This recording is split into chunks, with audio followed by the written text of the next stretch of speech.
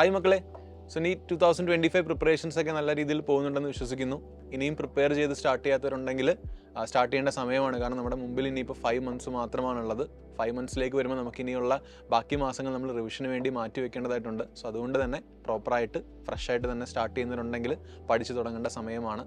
അപ്പോൾ ഈ പഠിച്ചു തുടങ്ങുന്ന അല്ലെങ്കിൽ നിങ്ങൾ ഈ ഒരു ജേർണിയിലൂടെ പോകുമ്പോൾ ഏറ്റവും കൂടുതൽ ശ്രദ്ധിക്കേണ്ട ഒരു പോയിന്റ് എന്ന് പറയുന്നത് ക്വസ്റ്റ്യൻ ചെയ്യൽ തന്നെയാണ്.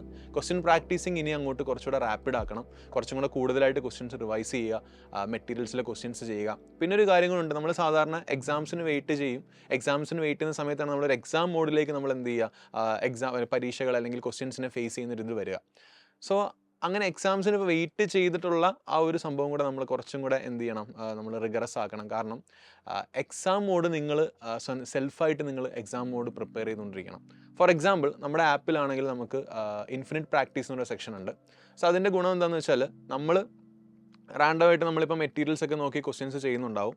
അതേപോലെ തന്നെ നമുക്ക് ആ ക്വസ്റ്റ്യൻസ് നമുക്ക് എക്സാം മോഡിലേക്ക് കൺവേർട്ട് ചെയ്യാൻ പറ്റുന്നുള്ളതാണ് ഇൻഫിനിറ്റ് പ്രാക്ടീസിൻ്റെ ഏറ്റവും വലിയ പ്രത്യേകത.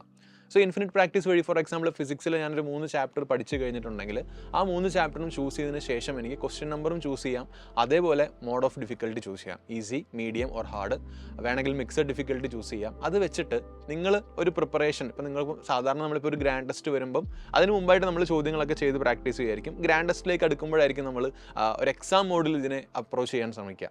സോ അതിന് മുമ്പായിട്ട് തന്നെ ഗ്രാൻഡ് ടെസ്റ്റിനും അല്ലെങ്കിൽ സബ്ജക്ട് വൈസ് ടെസ്റ്റിനൊക്കെ മുമ്പായിട്ട് തന്നെ നിങ്ങൾക്ക് തന്നെ ഒരു 10 ദിവസം 20 ദിവസത്തിനൊക്കെ ഒരു എക്സാം മോഡിൽ എഴുതി സമയങ്ങൾ നോക്കുന്നതൊക്കെ നല്ലതായിരിക്കും. കാരണം ഇതിൻ്റെ ഇൻ ദ എൻഡിൽ നിങ്ങൾക്ക് നിങ്ങളുടെ അനാലിസിസ് കാണാൻ പറ്റും, പെർഫോമൻസ് കാണാൻ പറ്റും, എത്ര ചോദ്യങ്ങൾക്ക് എത്ര സമയം എടുത്തെന്ന് കാണാൻ പറ്റും. കംപ്ലീറ്റ്ലി ഡീറ്റെയിൽഡ് ആയിട്ടൊരു ഡാറ്റയാണ് നമുക്ക് ഇൻഫിനിറ്റ് പ്രാക്ടീസ് നിങ്ങൾക്ക് കിട്ടുക. അത് തന്നെയാണ് നിങ്ങൾക്ക് എക്സാമിലേക്ക് വരുമ്പോൾ നിങ്ങൾക്ക് കുറച്ചും കൂടെ ഹെൽപ്ഫുൾ ആവുക. അപ്പം നമ്മൾ ക്വസ്റ്റ്യൻസ് പ്രാക്ടീസ് ചെയ്യുന്നതിന് ഒപ്പം തന്നെ നിങ്ങളൊരു എക്സാം മോഡിൽ പരീക്ഷകൾ എഴുതാൻ ശ്രമിക്കുക. ഇൻ കേസ് ഉറപ്പായിട്ടും കുറച്ച് ചോദ്യങ്ങളൊക്കെ ഡൗട്ടൊക്കെ ഉണ്ടായിരിക്കും. സോ ആ ഡൗട്ട് ക്ലിയർ ചെയ്യാനും നമ്മുടെ ആപ്പിൽ തന്നെ ഫീച്ചർ ഉണ്ട്. അത് നിങ്ങൾ ഒരുപാട് പേര് യൂസ് ചെയ്യുന്ന കാര്യം പറഞ്ഞിരുന്നു, വിച്ച് ഇസ് AI ഗുരു.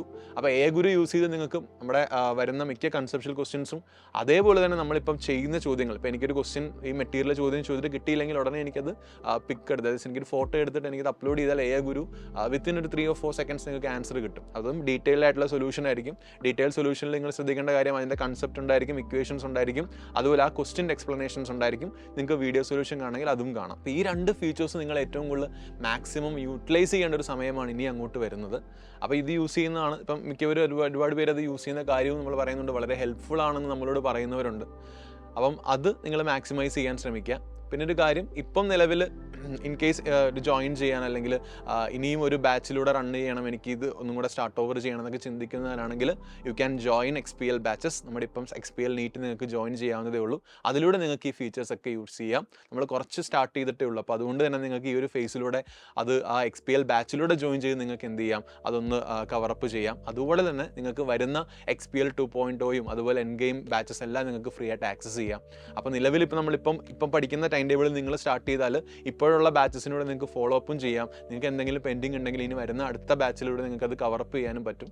അതേപോലെ ക്രാഷ് DPPs മെറ്റീരിയൽസ് ഒക്കെ നിങ്ങൾക്ക് XPL ബാച്ചസിലും അവൈലബിൾ ആയിരിക്കും. പിന്നെ ഈ പറഞ്ഞ പോലെ തന്നെ ഒരു exam mode of preparations begin ചെയ്യേണ്ട സമയമായതുകൊണ്ട് തന്നെ ഇൻഫിനിറ്റ് പ്രാക്ടീസ് അതുപോലെ AI ഗുരു ഫീച്ചേഴ്സ് XPL ഉള്ളതുകൊണ്ട് തന്നെ നിങ്ങൾക്ക് എന്ത് ചെയ്യാം, അത് ബെനിഫിഷ്യൽ തന്നെ ആയിരിക്കും. സോ ഉടൻ തന്നെ ജോയിൻ ചെയ്യുക. അഡ്മിഷനായിട്ട് ബന്ധപ്പെട്ട ഡീറ്റെയിൽസ് ഒക്കെ നിങ്ങൾക്ക് ഈ നമ്പറിൽ വിളിച്ച് തിരക്കാവുന്നതാണ്. All the very best. Thank U.